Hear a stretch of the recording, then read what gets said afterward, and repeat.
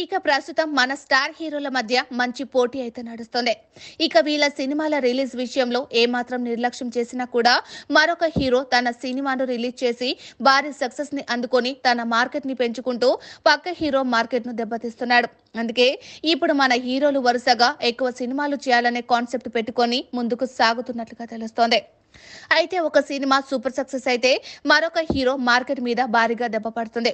ఇక ఈ విషయంలో అల్లు అర్జున్ ఎన్టీఆర్ ని భారీగా దెబ్బ కొట్టాడు. అలా వైకుంఠపురంలో సినిమాకి ముందు అల్లు అర్జున్ కి ఎన్టీఆర్ కి ఉన్నంత మార్కెట్ అయితే లేదు.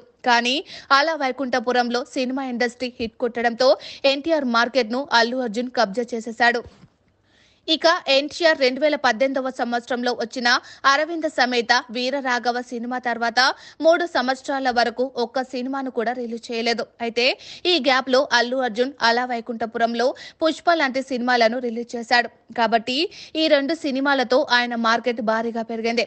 ఇక పుష్ప సినిమాతో అయితే తాను ఒక సూపర్ స్టార్ గా ఎదిగాడని చెప్పాలి. అలా హీరోలు సినిమాలు చేయడం లేట్ అయినా లేదా రిలీజ్లలో ఏమాత్రం నిర్లక్ష్యం వహించినా కూడా వాళ్ళ మార్కెట్ అనేది భారీగా పడిపోయే అవకాశాలైతే ఉన్నాయి. కాబట్టి ప్రతి ఒక్క స్టార్ హీరో కూడా ఒక దర్శకుడితో సినిమా చేయడానికి చాలా రకాలుగా ఆలోచిస్తూ తన సినిమాని ఏ టైంకి రిలీజ్ చేయాలనేది కూడా ముందుగానే ప్లానింగ్ చేసుకొని దానికి అనుకూలంగా ప్రణాళికలను రూపొందించుకుంటున్నారు.